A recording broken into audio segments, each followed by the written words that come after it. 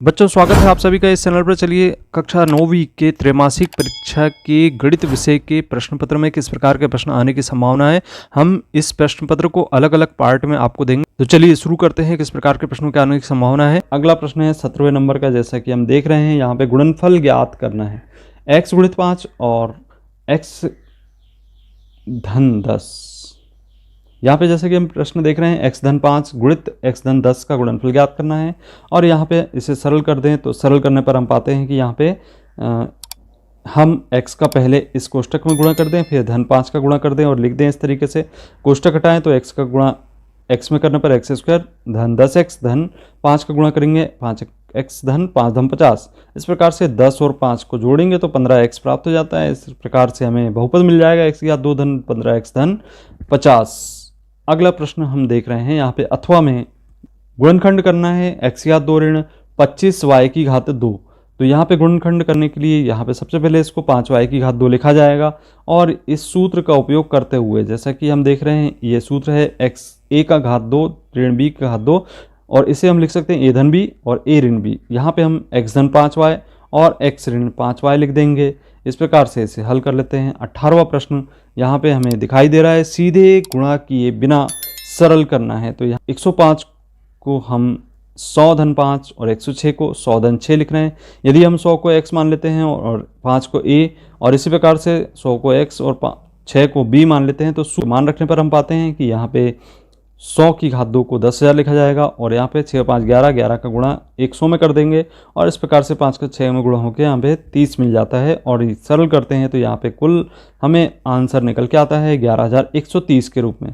इसी प्रकार से दूसरा प्रश्न है यहाँ पे दिया अथवा में कि 95 और 96 का गुणा करना है। तो 95 को यहाँ पे लिखा जाएगा, जैसा कि हम देख रहे हैं, 100 ऋण 5 और 100 ऋण 4 96 को लिखा जाएगा। x धन a x धन b का सूत्र लगाते हैं तो यहाँ पे एक्स स्क्वायर ए धन बी एक्स धन ए बी होगा। x का मान यहाँ से हम देख रहे हैं कि 100 है, a का मान ऋण 5 और b का मान ऋण 4 है। तो मान रखने पर यहाँ पे हम पाते हैं कि इसको सरल किया जाएगा और अंत में सरल करने पर इसको हम सरल कर लेंगे तो यहाँ पे 9120 हमें मिल जाता है। अब प्रश्न क्रमांक 19 की बात करते हैं, जिसमें प्रश्न दिया गया है कि निम्नलिखित को सरलतम रूप में लिखिए। तो यहाँ पे बहुत ही छोटे छोटे से क्वेश्चन दिए गए थे। यहाँ पे पहला प्रश्न है, यहाँ पे 10/14 को सरलतम रूप में लिखना है। तो 2 से यदि हम भाग देते तो 5/7 के रूप में भाग चला जाता है। और यहाँ दूसरे प्रश्न में 30/35 को हम भाग देते हैं। यदि 5 से भाग देते हैं तो 6/7 इसका हल प्राप्त होगा। और यदि तीसरे प्रश्न में 56/63 है तो 7 का भाग देने पर 8/9 में प्राप्त हो जाता है। नेक्स्ट क्वेश्चन इसके अथवा में देख रहे हैं हम यहाँ पे कि निम्न का मान ज्ञात कीजिए 42 का 1/6। तो जैसा कि हम देख रहे हैं 42 का 1/6, यहाँ पे का मतलब है गुणा करना है और 42 गुणित 1/6 लिखेंगे और 6 का 7 बार भाग चला जाएगा। इसी प्रकार से 32 गुणित 1/4 लिखेंगे और यहाँ पे 8 बार भाग चला जाता है तो इसका आंसर 8 आएगा। 100 का 10वां भाग की बात करें तो 1/10 लिखा जाएगा। इस प्रकार से इसको यदि सरल कर लेते हैं तो इसको सरल करने पर 0 से 0 कैंसिल होगा और इस तरीके से 10 हमें प्राप्त हो जाता है। प्रश्न क्रमांक 20 सरल कीजिए, जिसमें हम सरल कर रहे हैं, यहाँ पे आप देख रहे हैं कि 5 धन करनी 5 और गुणा करना है 5 ऋण करनी 5 से। तो जैसा कि पूर्व के प्रश्न में हमने देखा था, यहाँ पे यदि x का मान 5 लेकर चलते हैं और y का मान करनी 5, तो इस प्रकार से x धन y x ऋण y बराबर सूत्र बन जाता है x की घात 2 ऋण y की घात 2। इस सूत्र का उपयोग करते हुए हम यहाँ पे मान हल करते हैं। तो यहाँ हम मान रख देते हैं x का मान 5 की घात 2 और ऋण y का मान करनी 5 की घात 2 इस तरीके से। और फिर यहाँ पे वर्ग करते हैं तो 25 ऋण 5 प्राप्त हो जाता है, जिसे हम 25 में से 5 घटाने पर हमें 20 प्राप्त हो जाता है। ये इसका सरलतम रूप होगा। नेक्स्ट क्वेश्चन है, यहाँ पे निम्नलिखित को हर का परिमेयकरण करना था और यहाँ पे 1/2 धन करनी 3 का हर का परिमेयकरण करते हैं तो हम पाते हैं कि हर में 2 धन करनी 3 है तो 2 ऋण करनी 3 चिन्ह बदल के अंश और हर में गुणा कर देते हैं। गुणा करके यहाँ पे आप देख रहे हैं हमने विस्तार किया इसका, 2 ऋण करनी 3 2 का गुणा किए, फिर उसके बाद धन करनी 3 का और ये इस तरीके से लिख दिए। ये दोनों पद कैंसिल हो जाते हैं धन और ऋण में है तो यहाँ पे हमें प्राप्त होता है 2 गुणित 2 बराबर 4 और करनी 3 गुणित करनी 3 बराबर 3। इस तरीके से यहाँ पे 4 में से 3 को कम करेंगे तो 4 में से 3 कम करने पर 1 प्राप्त होता है। इस प्रकार से जो हल प्राप्त होगा 2 ऋण करनी 3 के रूप में होगा। नेक्स्ट क्वेश्चन है, यहाँ पे निम्न की परिभाषा लिखना था। सबसे पहले परिभाषा देनी थी हमें रैखिक बहुपद की। तो रैखिक बहुपद चर की अधिकतम घात 1 वाले बहुपद को हम रैखिक बहुपद कहते हैं।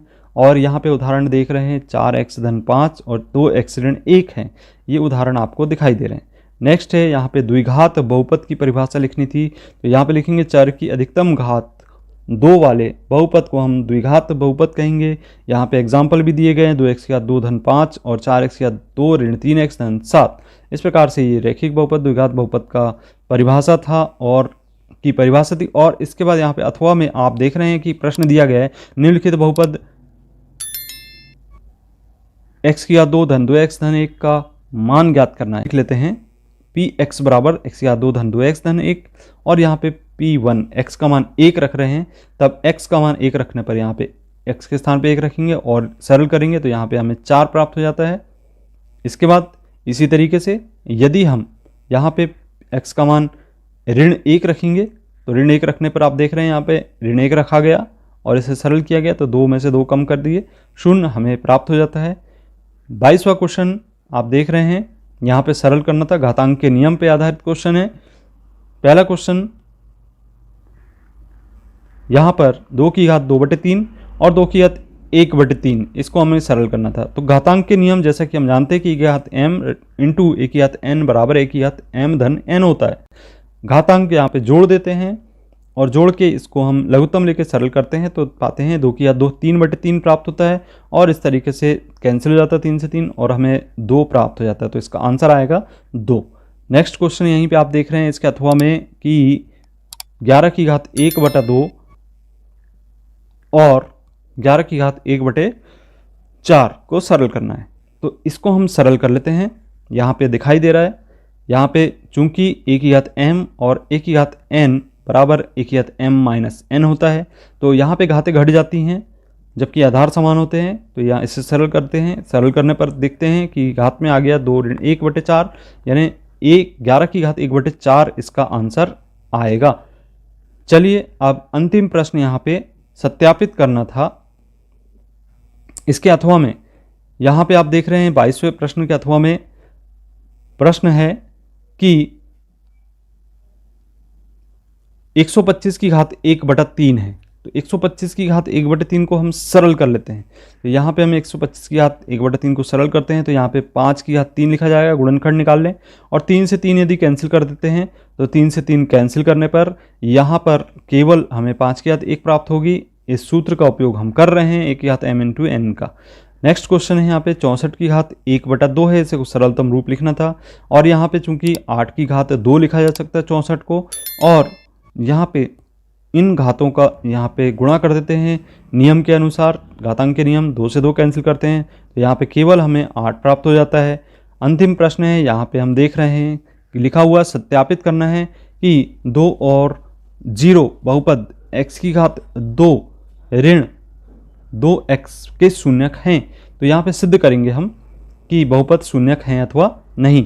तो सबसे पहले यहाँ पे आप देख रहे हैं कि बहुपद को px माना गया है, x का मान 2 और 0 है, x के स्थान पे 2 रखते हैं तो 2 रखने पर यहाँ पे हमें इस प्रकार से मिल जाएगा और 4 ऋण 4 बराबर 0 प्राप्त हो जाता है। इसी प्रकार से यदि 0 रखते हैं तो यहाँ पे भी 0 प्राप्त होता है।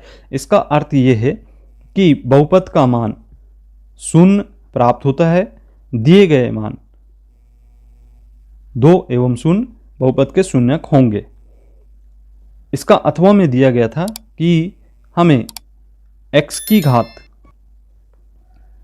3 ऋण x की घात 2 धन 6x ऋण 1 को x ऋण से भाग देना है। तो यहाँ पे हम भाग दे रहे हैं।